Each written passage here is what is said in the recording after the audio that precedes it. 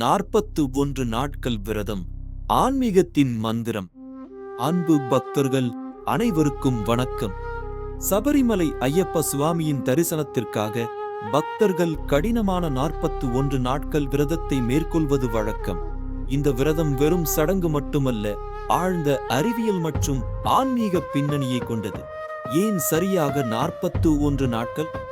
நம் முன்னோர்கள் ஒரு குறிப்பிட்ட கால அளவை ஒரு மண்டலம் என்று குறிப்பிட்டனர். இது பிரபஞ்ச சுழற்சி மற்றும் மனித உடலின் மாற்றங்களுடன் தொடர்புடையது. இந்த 41 நாட்கள் காலம் நம் உடலையும் உள்ளத்தையும் ஒரு புதிய நிலைக்கு மாற்றும் சக்தி கொண்டது என்பதை உணர்ந்தே இந்த விரதத்தை வகுத்தார்கள். அறிவியல் ரீதியாக மனித உடலில் உள்ள கோடிக்கணக்கான செல்கள் தங்களை புதுப்பித்துக் கொள்ள சுமார் 41 நாட்கள் ஆகின்றன.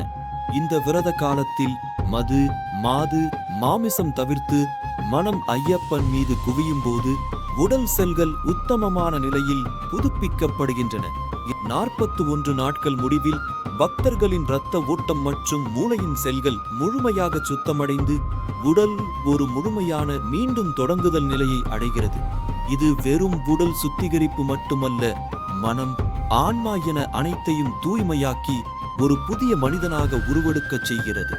ஐயப்பனின் அருளில் நம் முன்னோர்களின் ஞானம் இன்னும் வெளிப்படும். நீங்கள் தயாரா?